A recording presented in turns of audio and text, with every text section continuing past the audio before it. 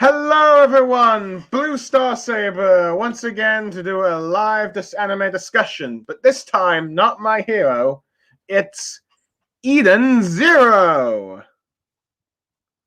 And I'm joined by the one and only Lucky Chi.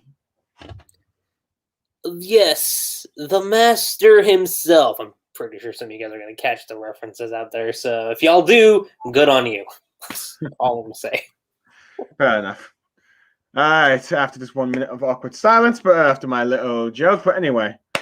We're finally discussing on this channel, let's see, Hiro Mashima's latest work, Eden Zero. But this time, instead of the manga, we're doing the anime. Though granted, Lucky Chi, if anyone has seen Lucky Chi's channel yesterday, he has already done a stream of Eden Zero. Have you, Lucky Chi? Yeah, well, and I mentioned this on Twitter, which if any of you guys want to check my updates, that's where I normally do my updates. Occasionally I'll do it on Tumblr, but I mentioned yesterday how I'd be talking about the anime first before I talked about the manga stuff, since I know the anime just started and there's probably a lot of anime-only people, so I gave him quick little thoughts there. But I told Blue I was willing to talk about it again with him. All right, fair enough, but yeah. So, yeah. So, for those who do not know or have not been paying too much attention, at least in the world of manga, after Hiro Mashima had finished with Fairy Tail, he went on to create a new series called Eden Zero. Now, granted, he's still working on Fairy Tail with 100-Year Quest, which we also did a stream about. But yeah, Which, well, here's the difference though, and I do want to address this. The difference with 100-Year Quest is that he's just writing it. There's a different artist that's on board. Yeah. Let's see, blimey, he's writing 2 manga series at the same time. I wonder how he managed to keep up. But yeah, he's a workaholic from the looks of things. Yeah. I mean, even if you've taken a look at like the time he spends on like designing characters for games, like that's a huge fit. Yeah. Oh well. That's not a bad thing. It's actually quite commendable. Not to mention, I believe he also gets 7 hours in sleep when most mangaka barely able to get 3 to 4. Kodansha, man. That's all I'm gonna say. I don't know. It feels like to me Kodansha has a much better schedule in how they treat their manga. Well, I guess that's subjective depending on which. It depends on which side of the magazine they're in. But I'm just gonna assume Weekly Shonen Sunday isn't as labor working as Weekly Shonen Jump is. But again, I'm just speculating here. I know we really gotta get it. I know we really gotta at some point find someone that's worked in that industry. But oh well, either way. Anyway, moving on. So yeah, so Hiro Mashima has been doing a manga series called Eden Zero. It has gone over for at least over 100 chapters, but now the anime is finally showing up, though. 141 to be specific. Yeah. So at the moment, I don't know how many has it been announced that this anime is a weekly like Fairy Tail was, or is it going to be like a seasonal like My Hero? I'm looking it up right now. So from what I've heard, and from what, yeah, from the stuff I've heard, it's gonna be a seasonal anime, and I think the first season, at most, is gonna be 25 to 26 episodes. That's the general take I've been hearing. Okay, fair enough. Now, depending on how they pace it so far, that means that they could end up doing at least, let's see, 50 chapters or something. 50. I think if I had to take a guess, and just a quick little estimate here, I'm thinking for season 1, they might go up to volume 8, maybe, but I could be wrong. Fair enough. I cannot recall where that leads up to because I have not had a second reread of the manga series, but yeah. That's during the Sun Jewel arc, without going into specifics. But okay, but yeah. Fair enough, but yeah. So anyway, I'm not sure how anime fans of Fairy Tail have reacted to the news, though I assume that they're probably going to at least check it out, but yeah. But anyway, but yeah. Now, before we begin discussing the episodes, Lucky Chi, what are your thoughts on the opening and the ending? Here's an interesting thing with me. So when it comes to most anime, not every anime, for whatever reason, the first opening doesn't exactly click with me. For whatever reason, I've noticed that. Does that include Attack on Titan? That's one of the exceptions. So, Attack on Titan was an exception. Fairy Tail's first opening, I didn't mind actually. I think as time went on, it grew on me. I didn't exactly hate Naruto's first opening either. That one, like a few, like when I say America, the first opening Americans got was "Rise, Suyo-san." Yeah, no. So like when I say I didn't exactly like it, it was something where I was like, yeah, okay, the first openings we get are okay, but I like as time goes on with me, like they kind of grew, they kind of grow over time, you know. Like even with the first Shippuden opening, I was like, all right, it's good, but I don't know, it's that was always my take. Another exception I could probably bring into the mix was My Hero's first opening and then Black Clover's first opening. So there are cases where I do like first openings, and I can definitely say for sure Eden Zero's first opening I did very much like. I have to admit, it was not what I was expecting. I think I was expecting a bit more of a it's the sort of light-heart fairy tale type of opening, I will admit. So, I mean, granted, this seems to be more one of the rock type openings. I mean, I think with the kind of series Eden Zero starts off as, I think it fits, especially considering with where things are currently at in the story. Mm-hmm. So, out of curiosity, would you say this opening spoils anything besides introducing all the characters that are going to so far probably appear for like the first 13 episodes? The only thing I would say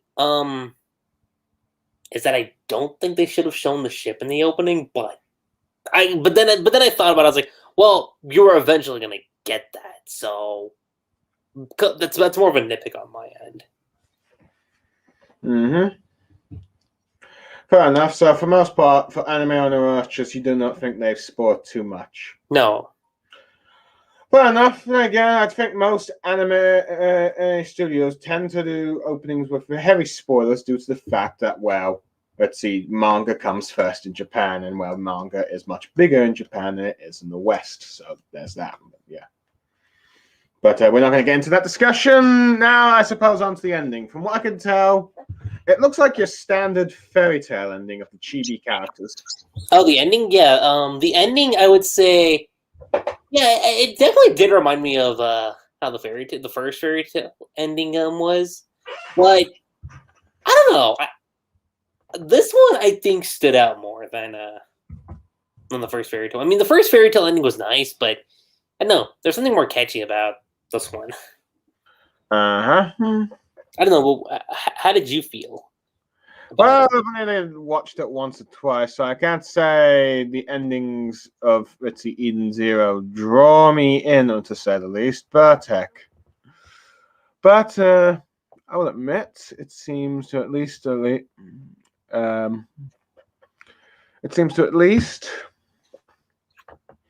be. But I do like how they did the visuals of like it, like just all leading up to Mother, and then turns out to be a dream of Rebecca. I do like that. So anyway, I should probably mention that the names of the openings and endings are for the opening theme is Eden Through the Rough by Takinori Nishikiwari, which I think is bracketed as TM Revolution, and the ending theme is titled Bokum no Vlog by Chico Honeyworks. That right? That's interesting. Yeah, I'm not sure if they have worked on Hiro Mashima's like anime before, but they might have. But yeah.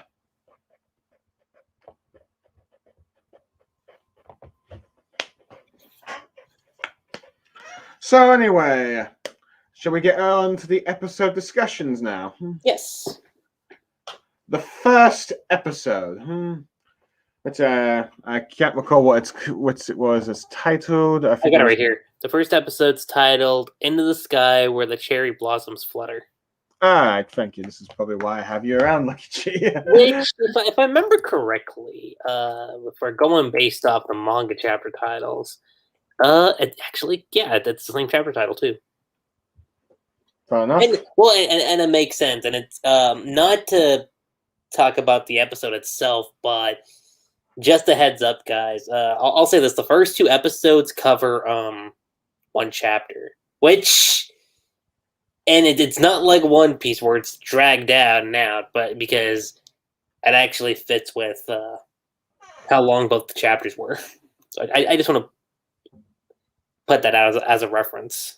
Yeah, if I recall, they were both around 50 pages each, weren't they? Mm-hmm.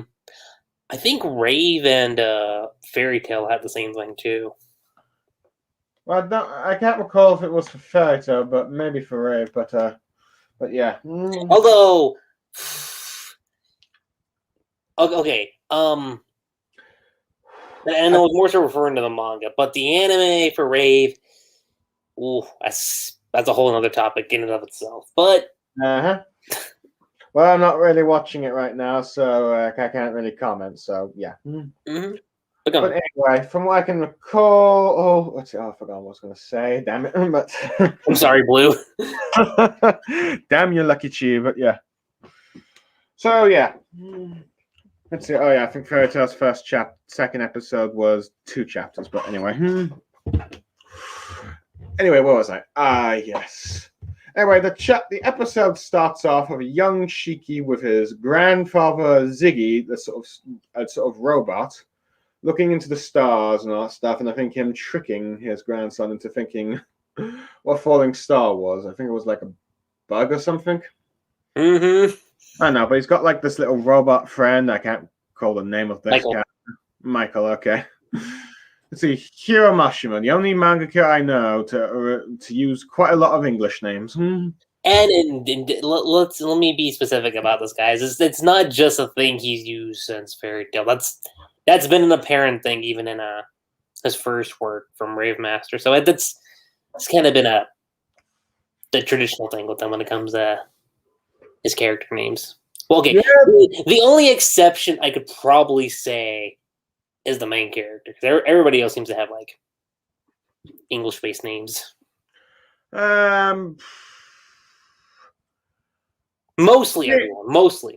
I don't know. I'm pretty certain it's always mostly been the female characters, but yeah, I think this is the first time I've seen a male-like name. I mean, let's see. I don't know if anyone. I don't think I've ever really heard anyone being called Urza or Grey in like the UK or America. But anyway, but yeah, we're not here to discuss that. But yeah, they look into the stars and all that stuff, and then years later we get these two. Let's see, we get this little mini ship piloted by Rebecca, the main female lead for the series, and the mascot Happy, who somehow has transported from Fairy Tail to Eden Zero with no wings. Well, we get more into that in episode 2, but yeah. But clearly, Hiro Mashima is already recycling, let's see, previous character designs, which probably might put off some people. But well, yeah. and to be fair, it's not like it's the first time he's done that either, because I know Plu was originally in Rave Master, and then he came over into Fairy Tail, so it's... Yeah, though, he got really more of a minor role and more just a cameo, really, but yeah. True. From what I can tell, let's see, the voice actors for, Shiki is Takamaru Tashima, who is,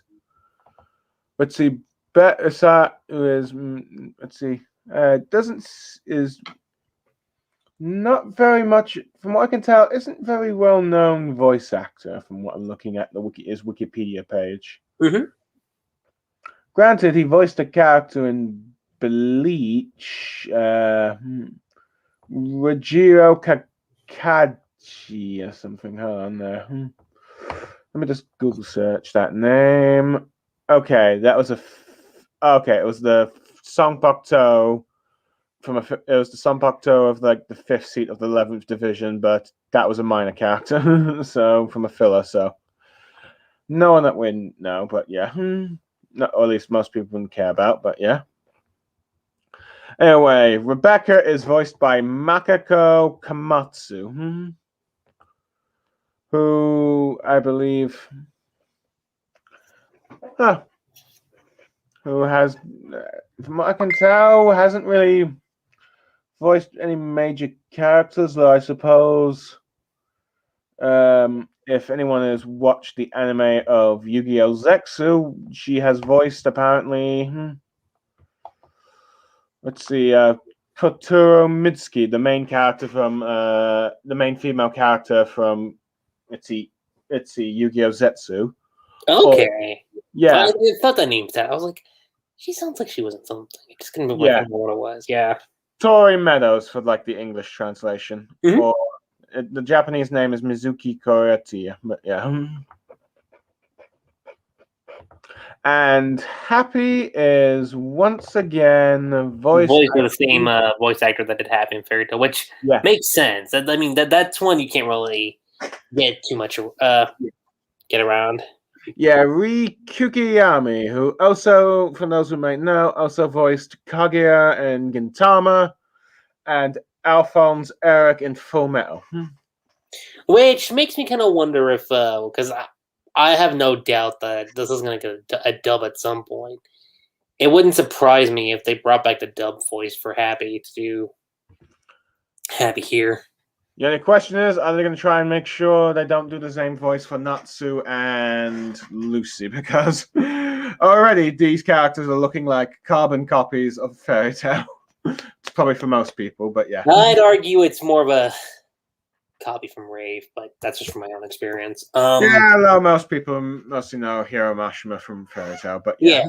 And anyway, getting to the plot. I don't know if I had to take actually, we can talk about English cast and whatnot at the end. So go ahead. Okay, fair enough, but yeah.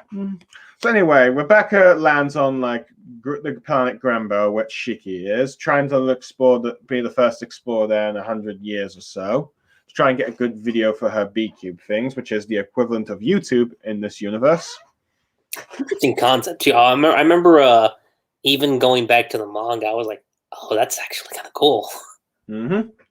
But yeah, so she's pretty much a vlogger, so I must assume that Hiro Mashima has been watching vloggers lately, but yeah.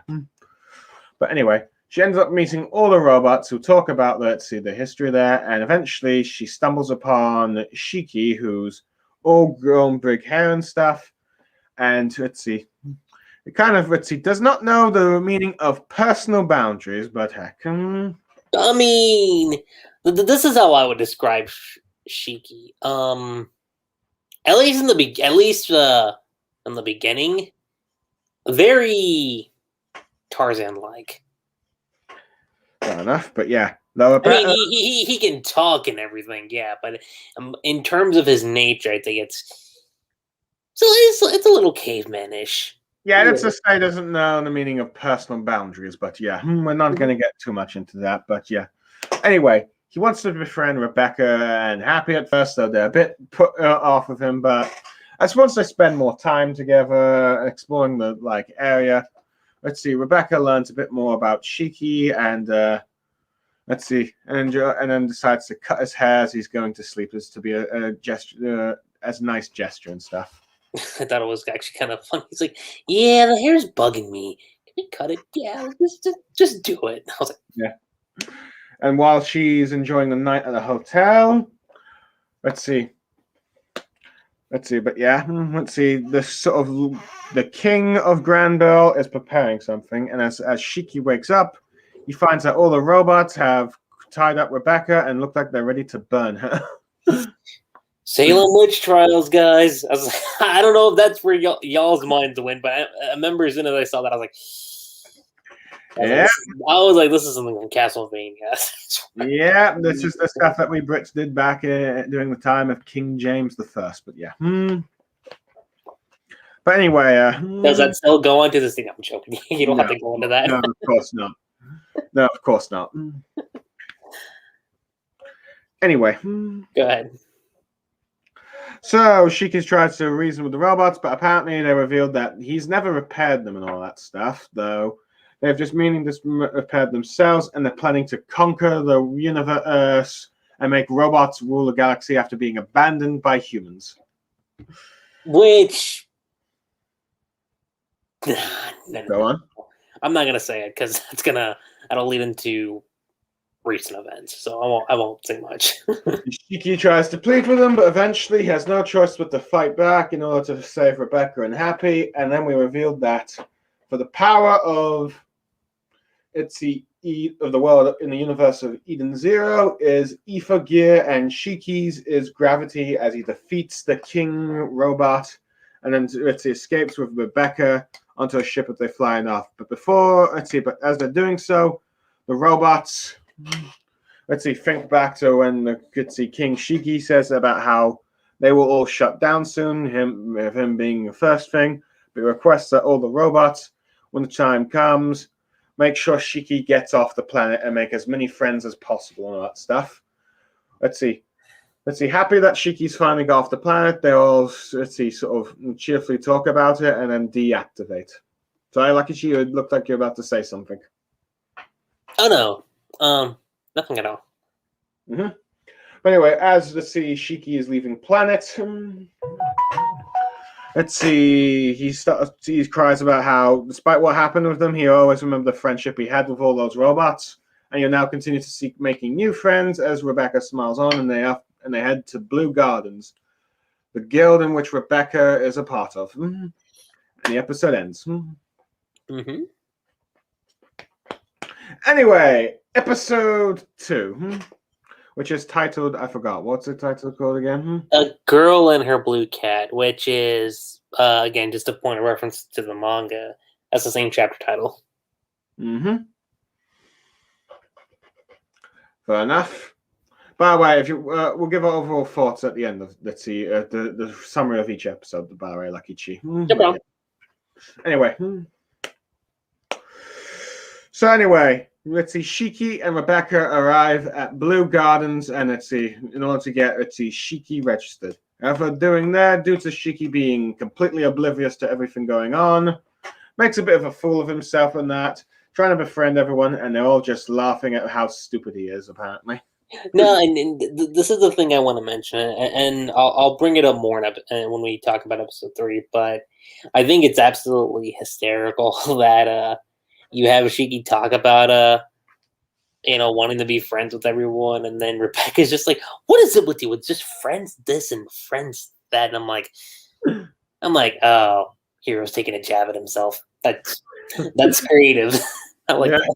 But he still does go with the power of friendship and all that stuff with his series and the bonds of Nakama, but yeah, he's at least making fun of himself, I guess. But I'll say this, okay, you do get the friendship speeches, but I don't think it's heavy-handed.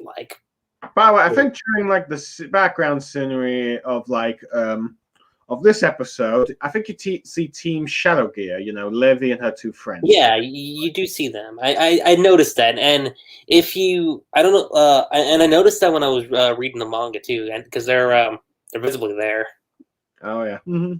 So we've gotten that, but yeah. But during this, Shiki sees a giant holographic image of this mysterious woman.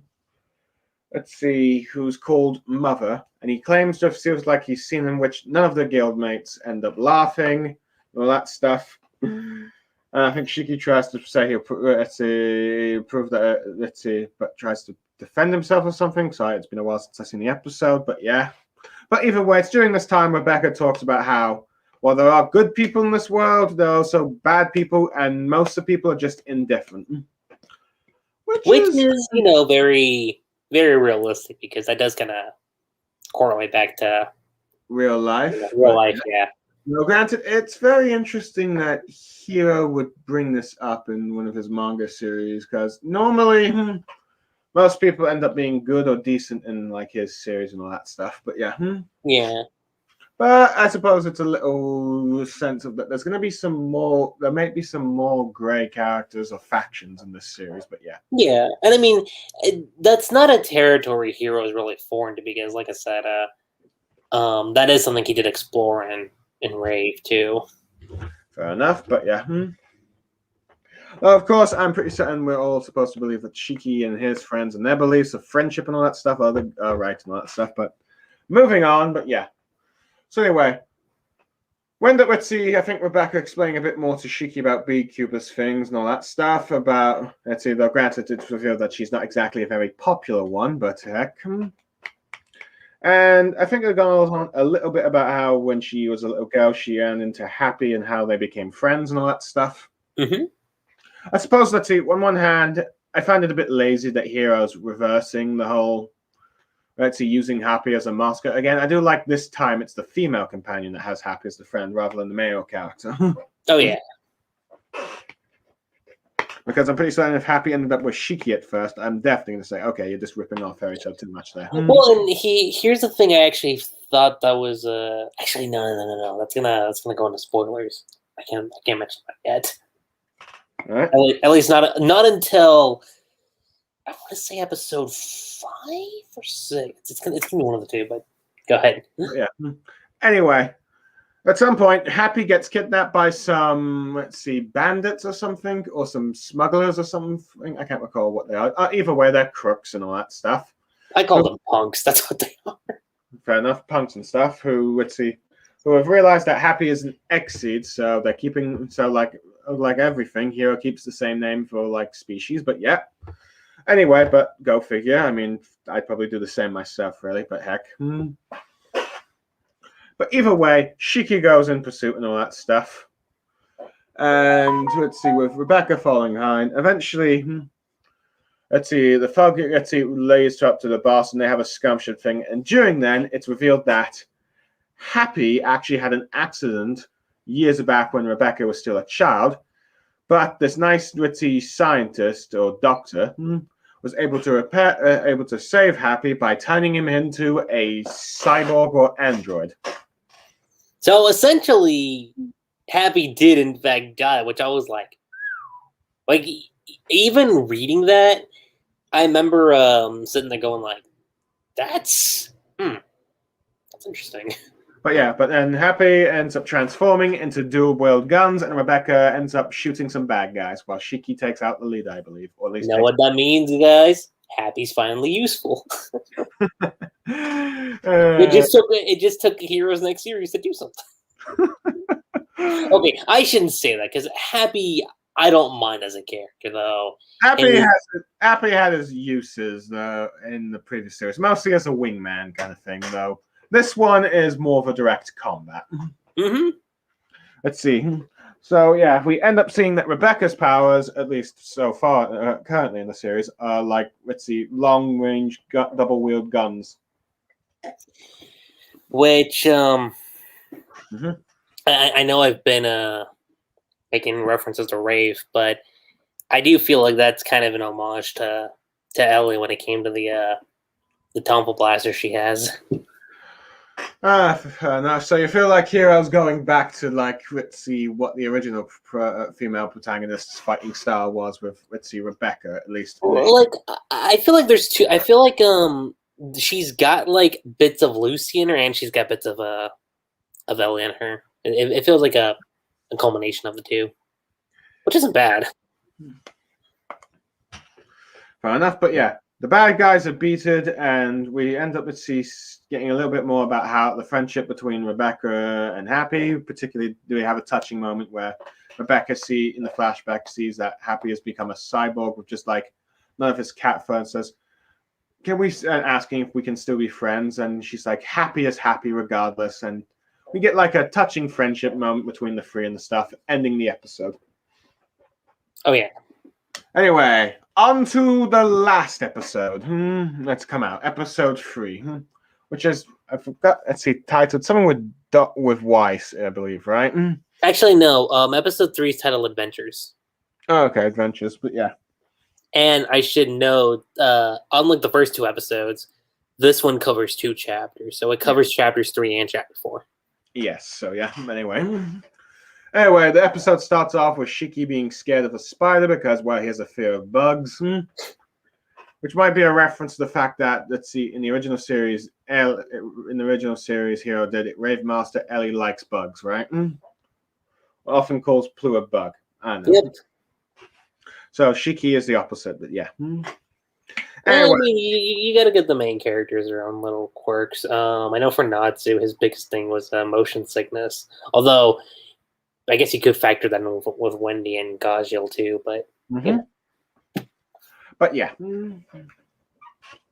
So let's see. They return back to the Blue Gardens main guild headquarters bit, and Shiki is still being laughed at, particularly for the bug thing and all that stuff. But yeah.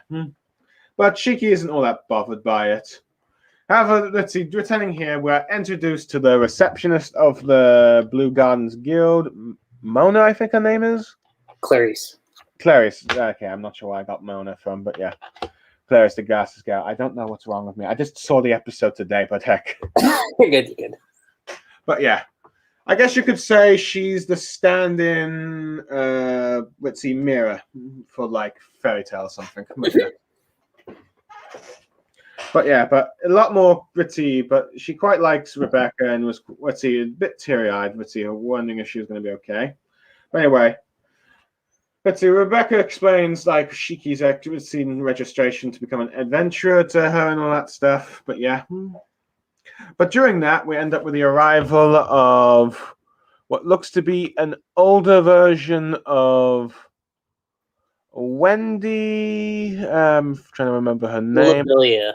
Okay. And in the manga, I know she's referenced as Labilia, but they're going with Labilia in Let's see, Lavere. Hold on, let me just. It's Labilia, Blue. Lavelia, okay. So yeah, which I think appearance-wise might give most, for those who have watched Fairy Tail, might view her as a sort of, older version of Wendy. And she is. And well, at least what people assumed if Wendy was the same age as Lucy and Rebecca in Fairy Tail and Eden Zero, I'd assume. I'll say this, personality-wise, her personality is completely different from Wendy's. She's kind of a bitch. Let's just put it lightly. Think of her as that popular high school girl that looks down on the lesser. Who's a quite popular B-cuber who will charge quite a large amount of money to sign stuff, and also mocks Rebecca for her short video for not very good videos, which results in her being a bit upset. However, Shiki ends up tossing her up and putting her upside down. It's a gravity thing. Going like, "You made my friend cry," but before things can get any ugly, Shiki decides to. Rebecca pulls him away. He drags him away, essentially. That's kind of what happens. However, Labea Christie ends up being fascinated by Shiki and wants to record her for one of the B cubes. I'll say this: you could argue she is Rebecca's rival in a sense when it comes to the whole beekeeper concept. Yeah. But whether or not what her character arc will be for the remainder of the series remains to be seen. At the moment, I can just say Hiro's making a good job of making probably most people disliking her. Yeah. But she is definitely not Wendy. But yeah. Nope. Complete opposite of Wendy. But anyway. So anyway, let's see. Shiki, Rebecca, and Happy go to some sort of like restaurant where we see a bunch of we see the Plu cameo and their waiters, and they're also referenced as dogs here. The Nicholas as what? No, I don't think they were referenced as Nicholas in Rave, but they're Nicholas per se, based on Fairy Tail.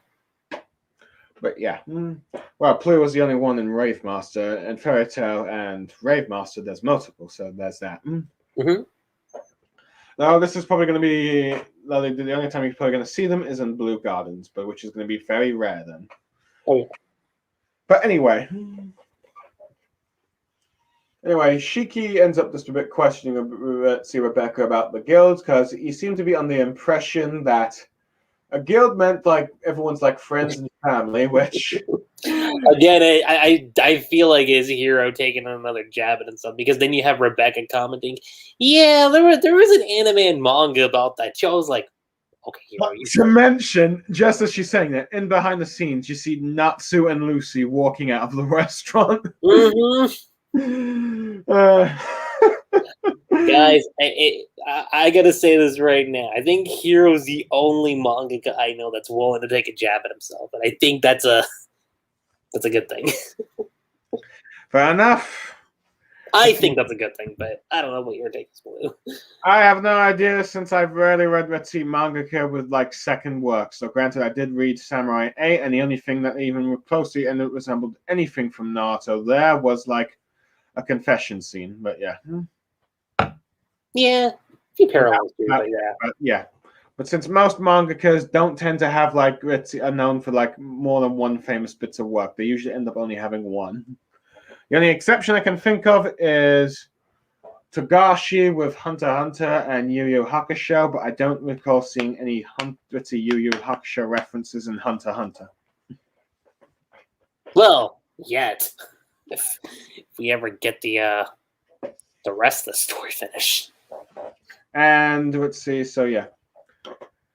But so far, yeah, Hiro has taken quite a few jabs at himself early in the first few episodes. Well, actually, no, there's one other time I've seen this. There was a Death Note reference in the first chapter of Pokemon, which is from the same guys that did Death Note 2. So there's that. Fair enough, but yeah. But anyway, as Rebecca explained that, the guild is more like a business thing for like adventures and B-Cubers to go out and stuff. There's a little joke about Shiki's fear of bugs preventing him from being an adventurer, but yeah.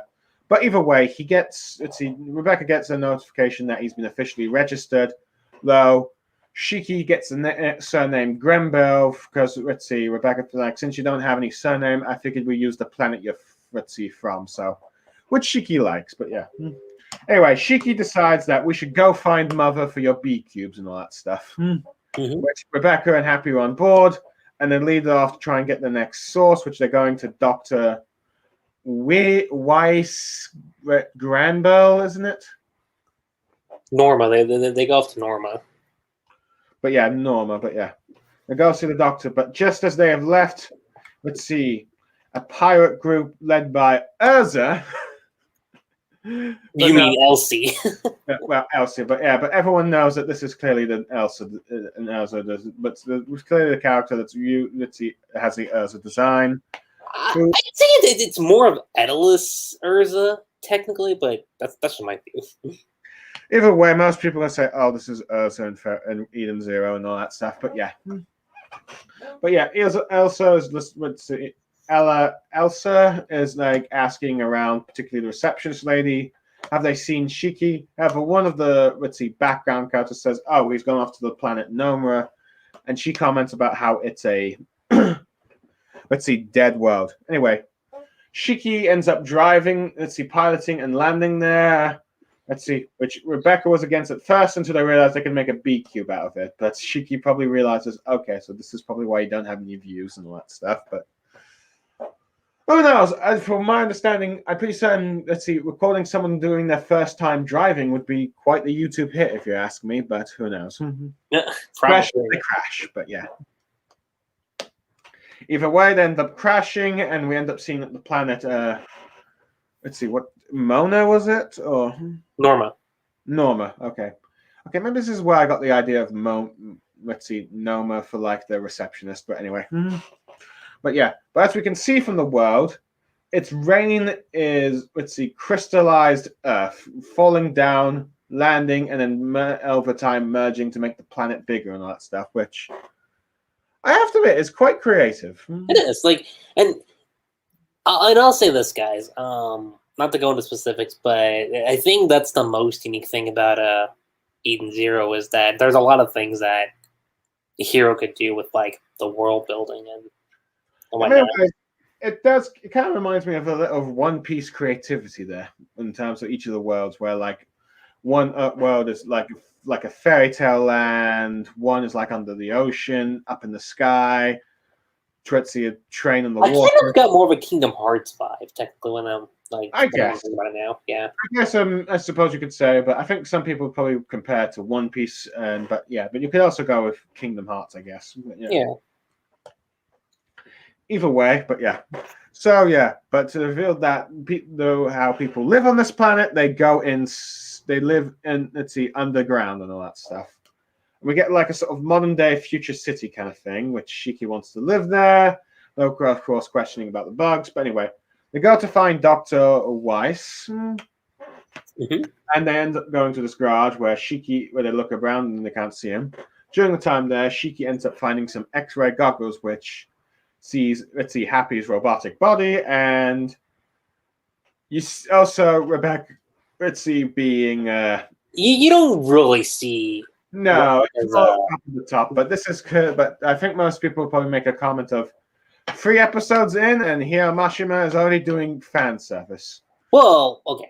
Even then, this is harmless compared to what we got in like late Fairy Tale. But yeah, at the moment, it's like it's not in your face too much. I'd say it's just like okay, it's a little joke, but yeah. Granted, although it does kind of show you how like some of the differences Shiki has to Natsu. Mm-hmm. Well, granted, so far he has no effect on it, but yeah. I should probably also comment. I think I didn't really want to bring it up, but I do recall that. I think when Rebecca was going to bed in the first episode, I also think she wasn't, but anyway, but I'm not going to get into that. I'm not going to cause myself trouble. Go ahead. Anyway, suddenly this young man arrives calling himself Weiss when they're asking for Dr. Weiss, and the episode ends with Shika and this guy's a lot younger than expected. Mm-hmm. Let's see, so yeah, that's how far we've gotten up to with like the episodes of Eden Zero. So first of all, Lucky Chi, how about we give our thoughts on the first episode? What did you make of the first episode? Before we get to that, I think you missed the part where it did jump into the 2,000 year future thing. Yeah, 2,000 years the future, 2 space explorers looking for the remains of apparently, a boy and a girl. And one of them has a B cube, titled Eden Zero in, and I think some are probably wondering, like, is this is giving you an assumption that this is Shiki and Rebecca, and apparently they died in space at some point. Mm-hmm.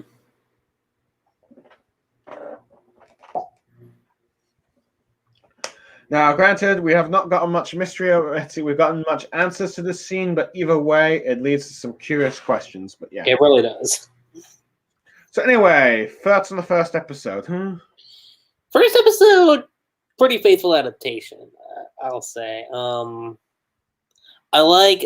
Artistically, I like how it looks. I'd argue maybe the manga had it slightly better in terms of visual cues, but so that's a curious. This is the same studio that did Fairy Tales anime. No. This was done by JC Staff, which I know is done by the same guy. They're the same guys that did the Food Wars anime. I know that. I think they did One Punch Man season 2. I think quick. I think they might have done One Punch Man season 2.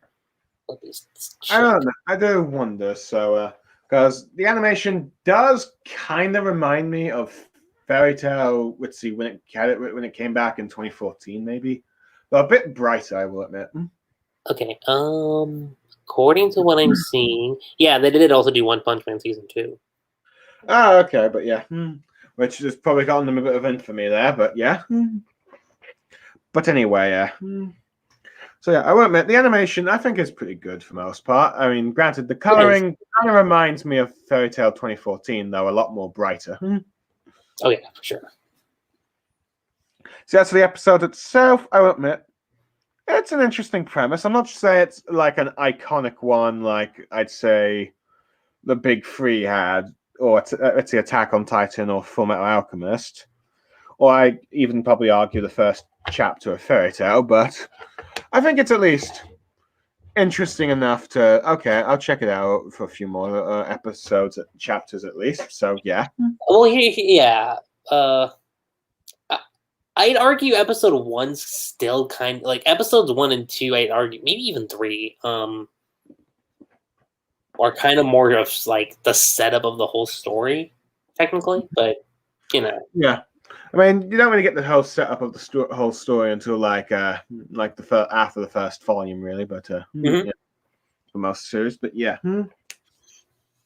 So yeah. So what do you make of what's so at the moment? Rebecca is a beekeeper. You're into it. You're not you like this idea, right? Yeah, it's interesting. As we know, it's in it, and from what I can tell, it seems that unlike let's see Luffy with the whole novel thing, which comes up and off again, it seems that this is the main focus for Rebecca's character. Yeah, which I think is a bit nice. But then again, wanting to be a novelist it seems to be a bit hard to do for like a for an ongoing story in the magic world kind of thing, I guess. But who knows? But it does come up now and then. But yeah, this one's going to come up a lot more often in the world of Eden Zero. So I suppose I like that. And as for Shiki, what are your first impressions of him? I know a lot of people wanted to compare him to Natsu, and I can see where people were coming from, but I don't know. I'd say compared to Natsu, Shiki has a lot more innocence to him, and then that's the biggest thing I recognized when I first read the chapter, but also revisiting it too. I'm like, huh. There's a lot more childlike qualities to Shiki than I think Natsu had. Particularly his fear of bugs, for one. But yeah, that too.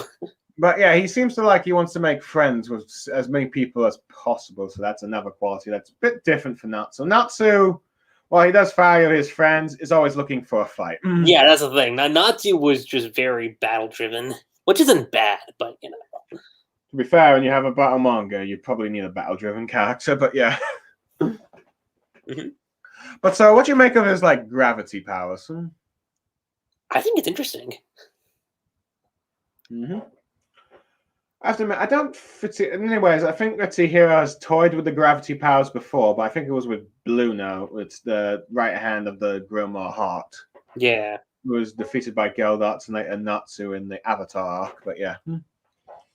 Well, so far so far this one seems a lot more fist orientated. So yeah, it seems to be so it's still kind of got like a Natsu, punching fighting style, but without the flames. But oh well.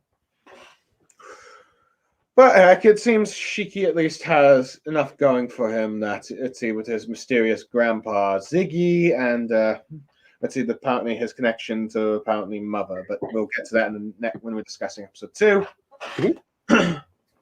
I think one of the things I do kind of like is the fact that the robots pretended to went all supposedly evil to drive Shiki off, and then they deactivate once he's gone. Now, I'm not saying whether or not Now, I'm not going to spoil because this is manga spoilers, but let's just say this gets a bit resolved at some point. But it is a nice tearful moment as Shiki has to go by, and even though what they become, he still remembers for what they were. Oh yeah.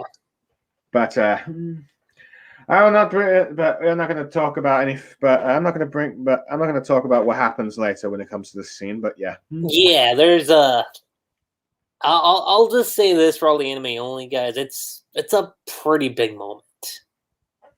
Which you're not going to get until at least 2 or 3 seasons.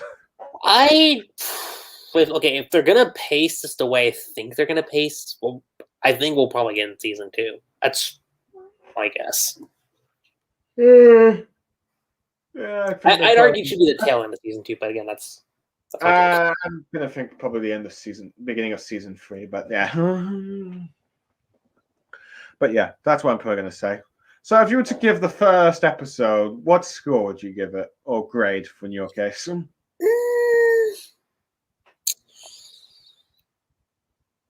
Maybe around a 7.5 to an 8. That's where I would rate this. Yeah, I think it's a good startup episode. I don't think it's one of those iconic first chapter. Well, things, I think the biggest thing to me that stuck out about it kind of felt familiar to kind of like how Hiro has it with his other two series, where you're kind of in a fantasy-like setting, and I think what sold the first episode was the whole going off into space idea. I thought that was actually really cool. At first, I think one of the things we all thought is like, okay, is it just going to be on this one planet? But then it's like, no, we're in space. So yeah, and as soon as I finished the first chapter, I remember sitting there going like, okay, that's interesting. Let's see. So which probably made some people thought, okay, this is fairy tale, but in space, and maybe with a dash of One Piece, but who knows? But yeah. And I'll say this: if that's the mindset you guys are going to go in, I wouldn't say that's too accurate, especially now. But yeah, we'll get to that. Let's see once we get to those anime episodes, if we do. But anyway.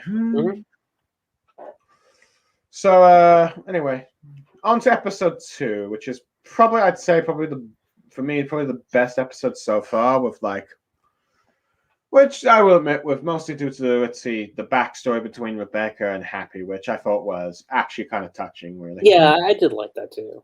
I was gonna say that I did like the jabs that Hiro kind of put himself like. It's always friendship this, friendship that. but still, the theme of the series is friendship, at least with the crew of Eden Zero. Or at least this little crew that's being formed yet. But yeah. But anyway, I do like like I said earlier, I do like how this time it's the girl that has the Happy mascot rather than the boy. Yeah. So yeah. And I like the fact that the two will actually work together in order to fight in a team, in order to fight, in which Happy becomes the dual pistols and Rebecca just shoots, though. For the moment, it's mostly a comedy thing with die! How dare you hurt my friend? But still. Yeah. So there was that, so... I like that. I also kind of liked how we got a bit more of how Shiki's gravity powers are used to catch up with people, and he can run on walls and all that stuff. And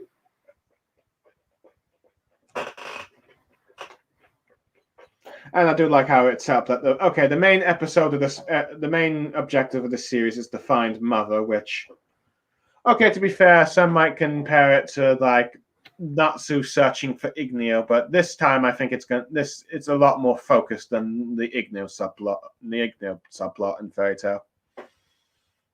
Lucky Chi, you there? Hello? Lucky? Damn it, are you on the... Let's see. Okay, Lucky Chi is currently not... It's away. Well, in the meantime, I am going to go and rate this episode a 8.5 out of 10. I think it's a fun sort of little singular episode. We're introduced to the Blue Gardens. We learn about Rebecca and Happy's past. And we get to see a bit more of the abilities that they wield and the ones that Shiki wields.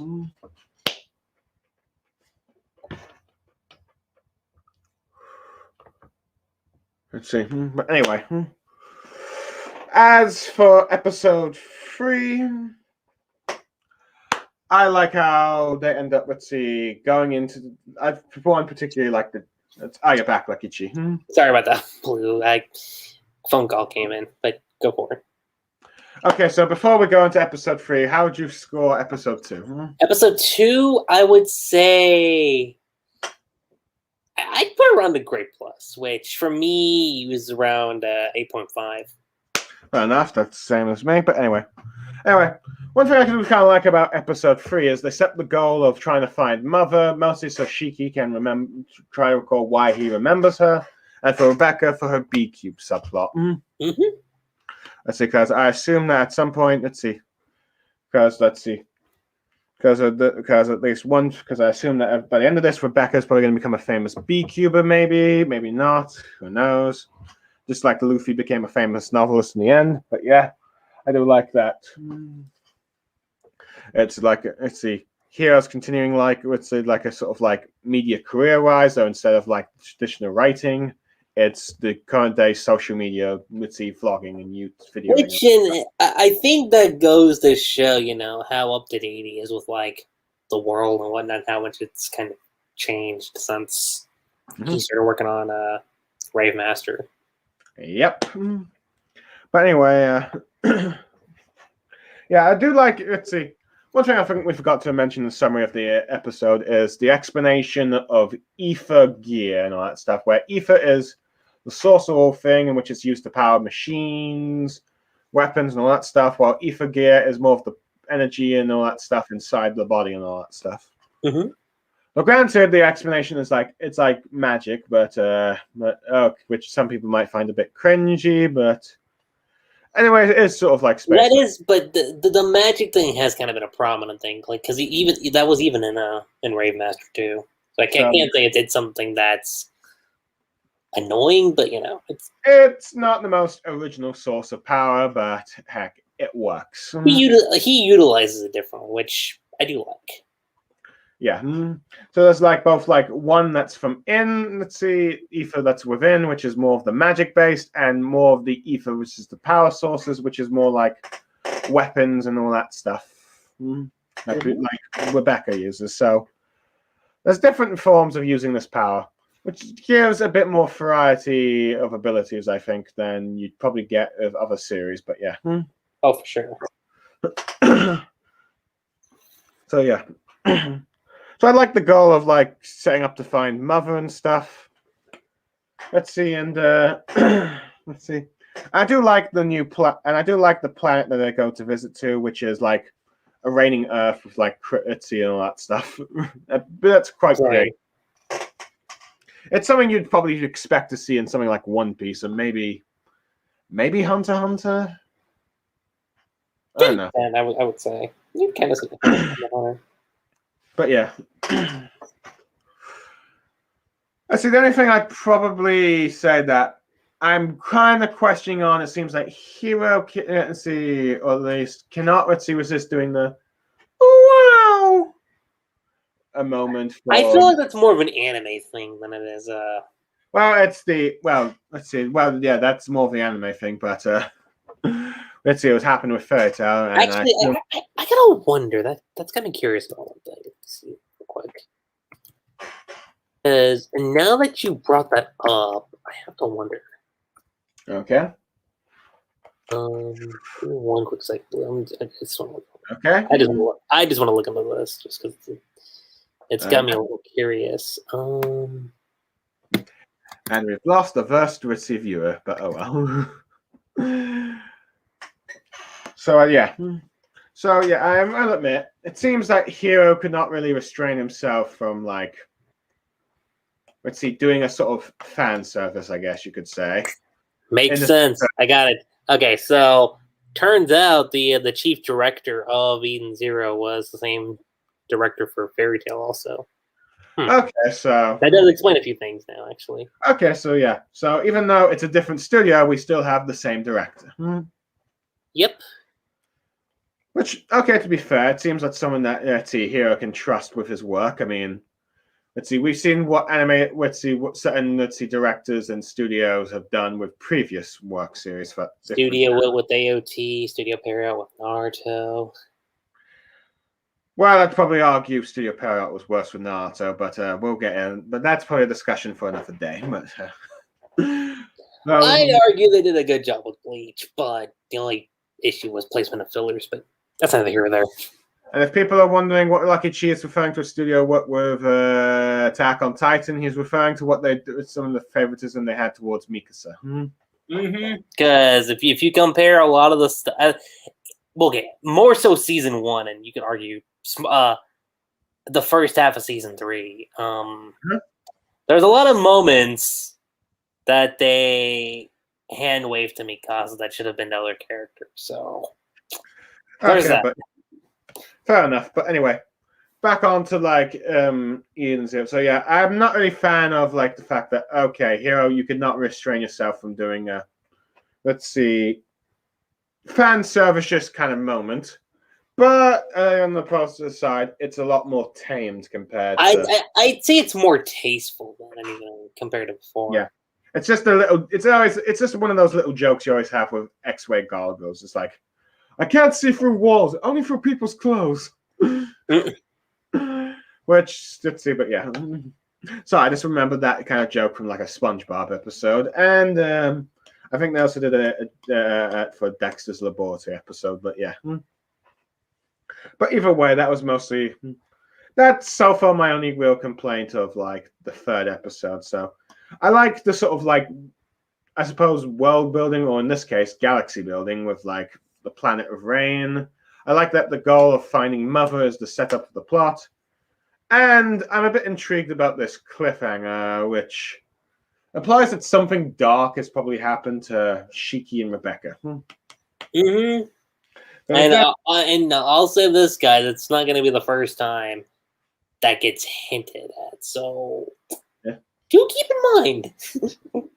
Yeah, and I suppose another intrigue thing is this pirate princess with Ella, or let's see, the Urza of, let's see, Eden Zero is interested in Shiki. It's some people, which we already got this mysterious group that's so far interested in Shiki already, but it's yet to be made clear what. But we know what her relation with Shiki is in the manga, but we have yet to see it but we've yet to be panned out in the anime, which I assume we You'll won't probably get that around. I want to say it's towards the end of volume 2. So if they're gonna keep with the pace of doing 2 chapters an episode, I'd say maybe around episode.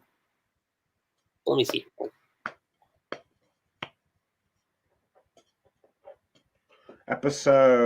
Probably around like episode 7-ish, my guess. Fair enough. It also depends on how quick they do the action scenes in this, but yeah. Oh yeah, that too. That's another factor to take into account. Well, if I had to guess, we're going to get at least 48 chapters for 25 episodes or something. Yeah. Well, unless they go the 7 Deadly Sins route, which I think did 100-ish episodes. Yeah, which I'm kind of hoping they don't do, because I think this is a series that you shouldn't go by too quick and cut out stuff. Yeah. But yeah. But overall, I suppose I'll give this episode a 7.5 out of 10. Episode 3? Yeah. Maybe an 8. I'd say it's around a great rating for me, so I'd give it around an 8. It's not, again, it's just slightly below episode 2, but it's still a pretty good episode. Okay, fair enough. So overall, what do you make of these first 3 episodes of like Eden Zero, Lucky Chi? Okay, I think they're really good for the most part.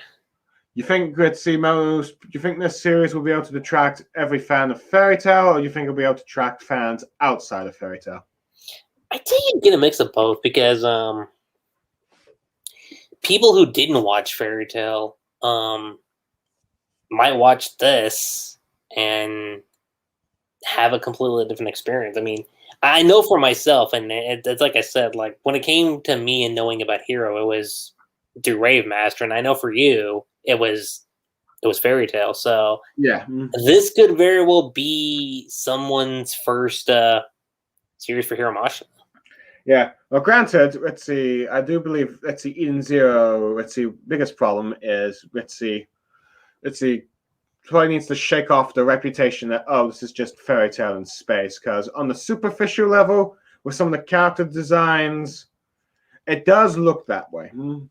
It does, but again, like you could attribute that factor back to Rave, because that is where that art style started. But yeah, I get where you're coming from, since Fairy Tail is the thing that made him super well known. But yeah, so yeah. Because at least Happy and Urza Ellie directly look like Happy and Urza, while Shiki and Rebecca will have some unique design things for them. There are some, similarities they do have to Natsu and Lucy-wise, but yeah. But let's see, no, they do feel like, but there's just different hair colors at the moment and all that stuff, and hair designs. But yeah, I'd say the most original designed character amongst the main cast so far is the Dr. Weiss. Well, granted, he does, I suppose, have Gray's eyes, but that's mostly because I think I've read the Heroes manga crossover. I'd say he kind of feels a bit like Sting in terms of design, just a little bit. Just well, more so the face wise than And the blonde hair, I guess. But yeah. But yeah. But again, that's not a bad thing. But I think as long as Eden Zero keeps the friendship down to a minimum, and let's see, also the fan service, I think for most part. Which I'll say this: if anybody's worried about that, with how far I'm in the manga and I'm being up to date, okay, the fan service is there, but you don't get it like a huge emphasis on it at all. And the friendship thing, especially for Shiki, kind of comes and goes. Let's just say most part the fan service is mostly restricted to a particular area. Mm-hmm. Let's see, the fan service. Oh yeah. Let's see, which usually appears usually at the beginning or the ending of an arc, really. But yeah, pretty much. So for the most part, you won't get to see it. And let's see, for most of the main plot of the manga and action scenes, which sometimes happened with Fairy Tail a bit too often, particularly the later half. Yeah, like pre time skip, there was fan service, but it wasn't that much. And then, like, it wasn't until like post Grand Magic Games where it got a little excessive. But yeah.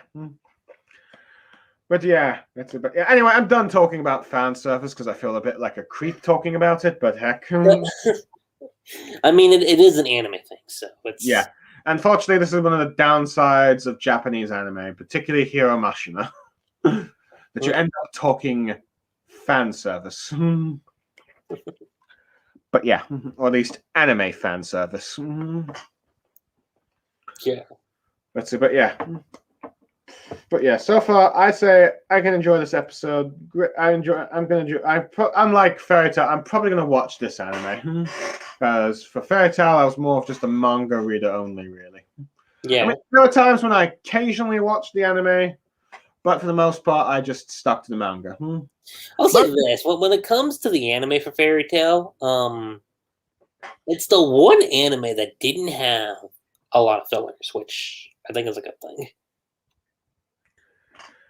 Yeah, I'd say that probably worked to its advantage. So, yeah. And from the way they're doing the seasonal, I expect that's going to be the case with Eden Zero. Oh, for sure. Because if it's going to do the seasonal route, there's probably not going to be any real fillers, except unless they do what Boca My Hero Academia does, where they do like one filler episode at the beginning for a startup, or somewhere midway to promote a special or some sort. Or a movie. But yeah, but other than that, yeah, I think we're for the most part going to stick with canned material. And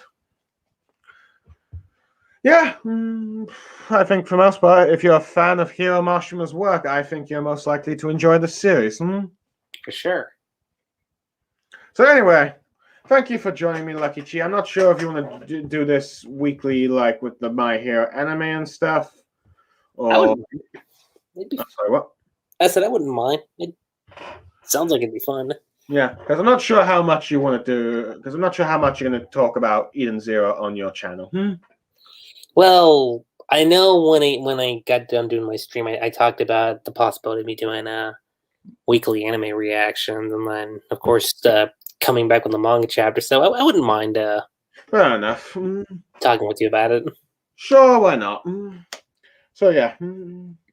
Well, I think that's just about everything covered, unless there's anything you think we've missed. I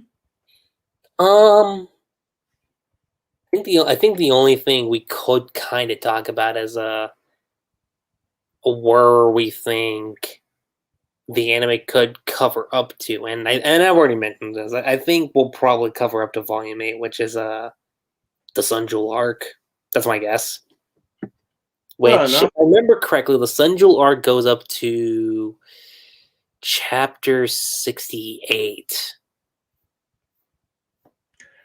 Fair enough. So, as we can tell, probably since let's see, 7 to 8 volumes seems to be what most modern day anime and manga do for like a first season, whether it's 12 episodes, 12 to 13 episodes, or let's see, 25 to 26 though.